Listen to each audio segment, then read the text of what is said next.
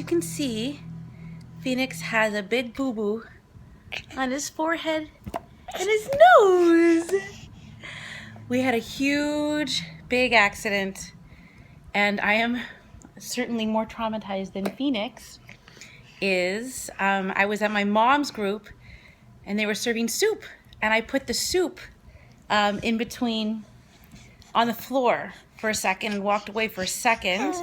I thought it was far enough from this baby and another baby. Like, it was like 2 seconds, and then I looked and I saw the other baby lunging for the soup. So I went and I moved the soup away from the one baby lunging. Unfortunately, it was in the direction of my little baby, and he went headfirst into the soup, started screaming. Went to the hospital. Second degree burns, but superficial.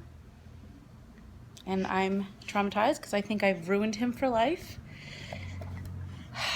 But apparently, it's probably not going to scar, and if it does, it'll be very small.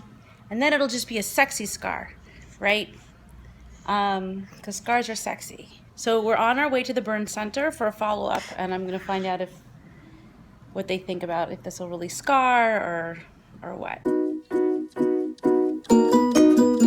We learned today that we don't call them burn victims, we call them burn survivors. And he's gonna be fine, probably no scar.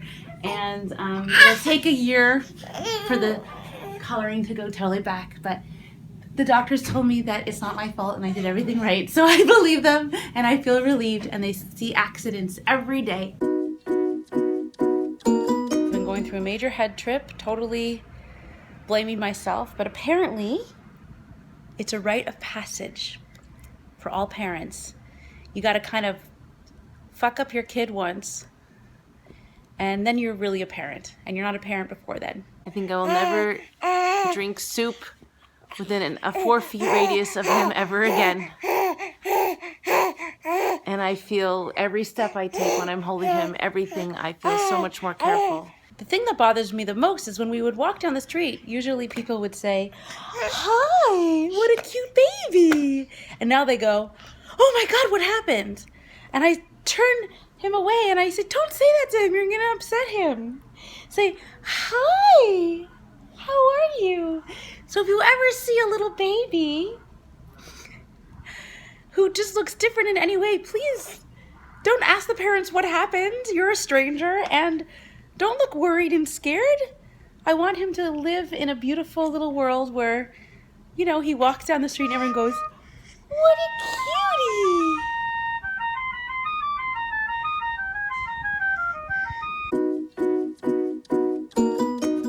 You know, shit happens and you just have to pull up your bootstraps and continue, and you can cry and be sad about it, but at a certain point you got to say, okay, it's going to be fine.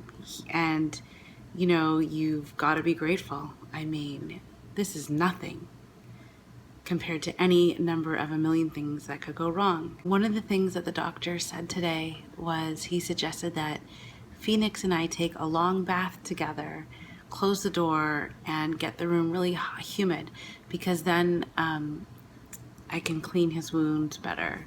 So we did that tonight. We've taken baths before together, and we did it again tonight. And it's just the most beautiful experience. He just loves playing in the bath. He loves toys. We breastfeed in the bath. You know, the whole thing is a beautiful, bonding, sensual, playful experience. Taking that bath with him just pulled me into the present moment with him and into the bliss that is being a parent, and just getting that time to bond with him and to play, you know, This Little Piggy Went to Market with him and watch him squeal. There's nothing like it. Yeah, you have so much to say. Phoenix is saying that it's okay. He has a whole world ahead of him. Nothing's gonna get in his way. Ah, look at you. You're on a swing? All by yourself?